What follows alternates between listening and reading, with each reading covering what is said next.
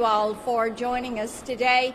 You know, there has been a lot said about big tech censorship of what transpired around the origins of the COVID-19 virus and where this came from, how it moved to a pandemic. And then there's also questions about what the American people were told and the timeliness or lack thereof of what they were being told. We know that Facebook recently reversed their decision on taking down any kind of information that said it came from the lab in Wuhan, that Beijing should be held to account. YouTube had previously announced that it would censor any content that contradicted the Beijing-run and China-funded World Health Organization. YouTube even took down a video from some medical doctors who were questioning the value of these lockdowns and were questioning what it does to the population and especially what it does to our children. Twitter, they locked down the account of a virologist, a Chinese virologist, who was saying this is what they're doing, gain-of-function research, this is what they're doing in the Wuhan Institute of Virology, holding the Chinese Communist Party to account. I will tell you this, big tech has really stepped over, they have stepped over the line on this one. We all have suggestions of how we as a Senate should move forward and things that we should do to make certain this never happens to the American people. Senator Braun? Thank you. I'll tell you where we need to start. You had a unique thing happen, I think of just last week, where by unanimous consent, that hardly ever happens on a critical issue unless you're maybe renaming a post office or something.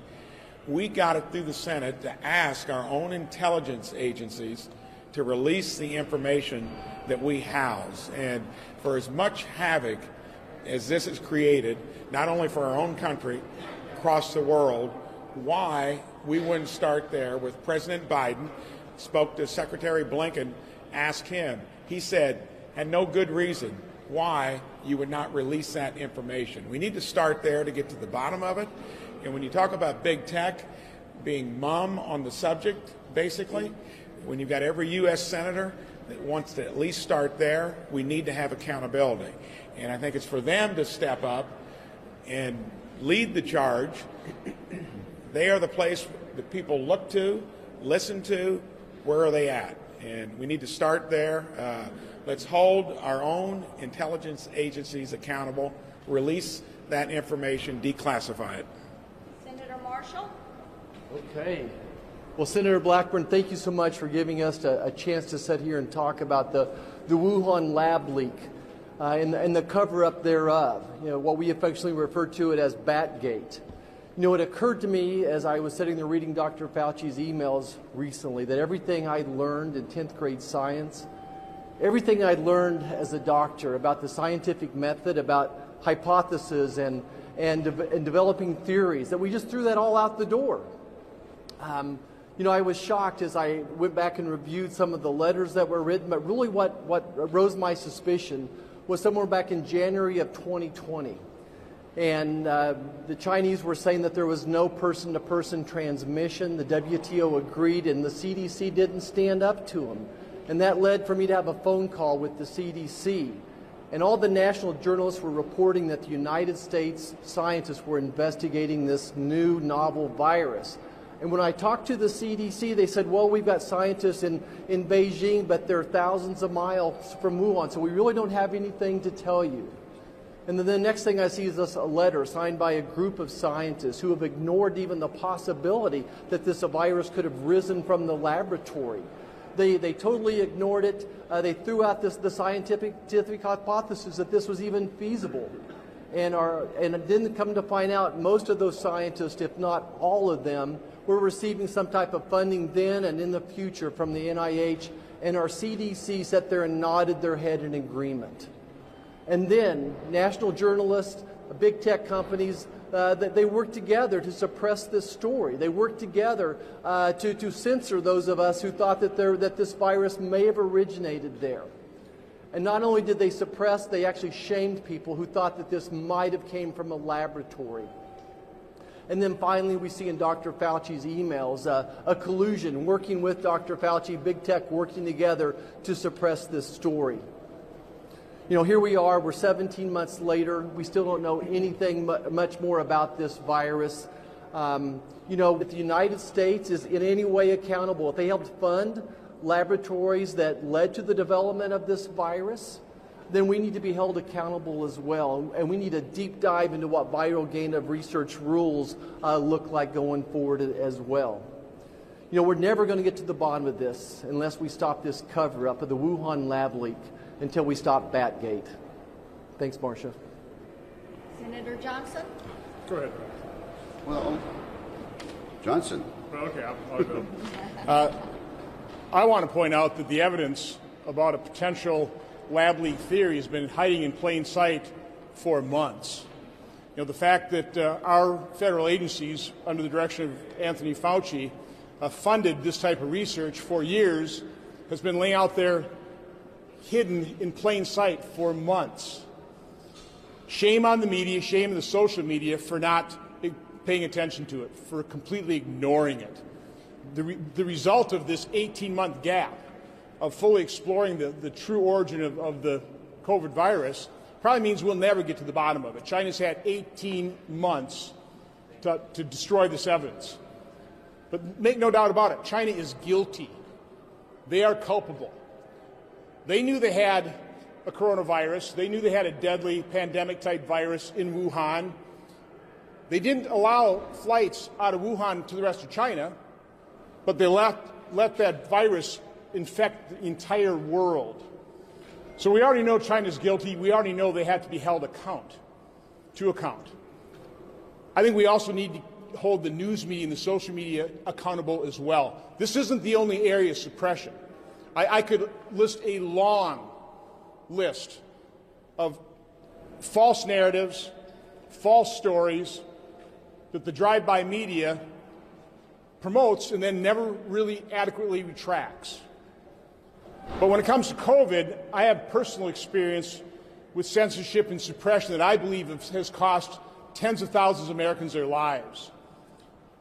The NIH guidelines as it relates to treatment of COVID remains a compassionless guideline to basically do nothing.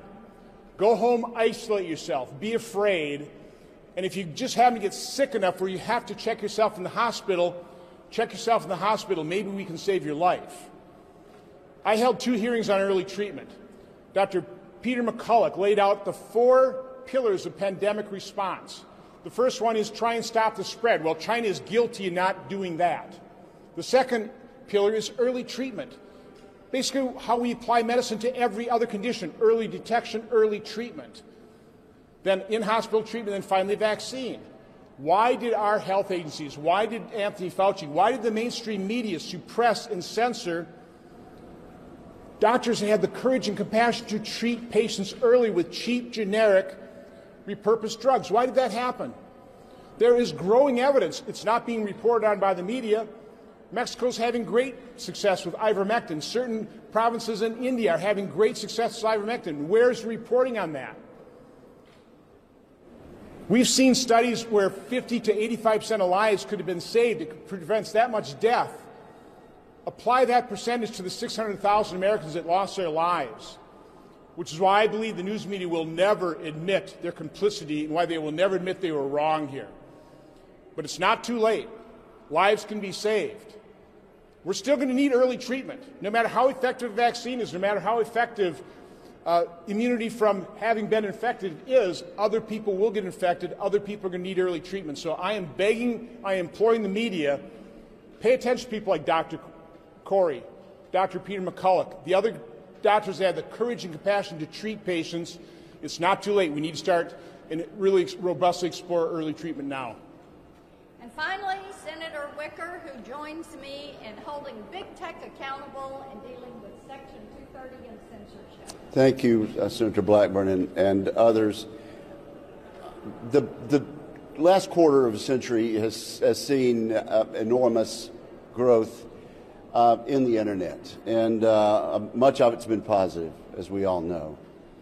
But the result of this quarter century has been that it has allowed a handful of internet big tech platforms to grow enormously large, enormously rich, and enormously powerful, to the point where they decide what is the news. They decide what information the public is going to get and what information is going to be blocked.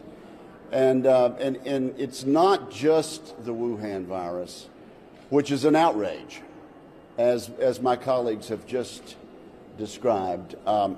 We could cite chapter and verse time and time again about these big platforms deciding what we will hear and what we can't hear. So let me just help out by saying Senator Johnson is right, and I will cite a few examples.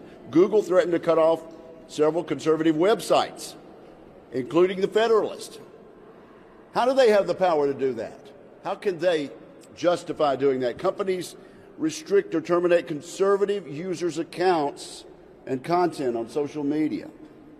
Facebook announced it's suspending the account of a former president of the United States. That is too much power for them to decide who can and who cannot make news and be quoted. Twitter moved to censor any coronavirus coverage that they thought, in their judgment, might cause widespread panic. How does a multi-rich, powerful internet platform get to make that decision? And I could go on and on and on. That's why I've joined with senators like Senator Blackburn in trying to correct the Section 230 gaps, but also why I'm introducing legislation to make it clear that these large internet tech platforms cannot discriminate based on their own opinions and based on what they think the public should and should not be allowed to hear. This is a serious, grave threat to freedom and the open exchange of ideas under our Constitution, and I'm glad to stand with these members on this task. Thank you all. As you can see, this is something that is going to span several committees here in the U.S. Senate. It is our job to get to the bottom of what happened and then to bring forward remedies like Senator Wicker has just laid out. Got a question? Thank you. So the EU and G7 have called for an investigation into whether or not this was a Wuhan lab leak. I'm wondering, do you think an international approach is the best way to investigate this going forward, or what would you recommend? I think the standing committees of the U.S. Senate should take the lead. We are pleased that our allies are also joining us and saying this needs to be investigated. It is obvious that something was not right. It is of concern that the WHO decided that they were going to let the communist Chinese tell them when and how they could approach this lab, and that we had to wait for months. And then also, I saw your release yesterday about firing Dr. Fauci. Can you just talk a little bit about that on camera? Sure. I think that it is appropriate that Dr. Fauci step aside from his responsibilities at the NIAID and that he make himself available to Congress to find out exactly how was he in cahoots with Mark Zuckerberg and big tech. What transpired there?